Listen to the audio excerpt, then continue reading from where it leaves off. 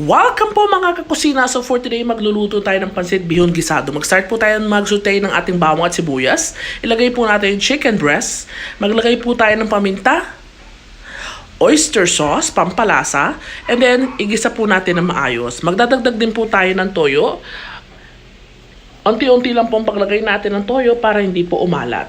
After po nyan, maglalagay tayo ng hipon. And yung pong ulo ng hipon, pinakulo ko, yun po yung gagamitin natin na stock para malasa po. So, hayaan lang po natin yan na kumulo. Ilagay po natin yung gulay. We have celery, carrots, and baggy beans. Maglalagay din po tayo ng cabbage. So, hayaan po natin na medyo maluto siya. Huwag overcook at masarap po yung lumalagutok pa yung ating gulay. Magandang pong tingnan at manyaman. Set aside po natin, magdagdag tayong extra stock. Ayan, and pakuluin po natin, ilagay natin yung mga nababad natin ng mga bihon. At hayaan po natin ma-absorb niya, nilagay natin na pampalasa. After po nyan, nagdagan natin ng a little bit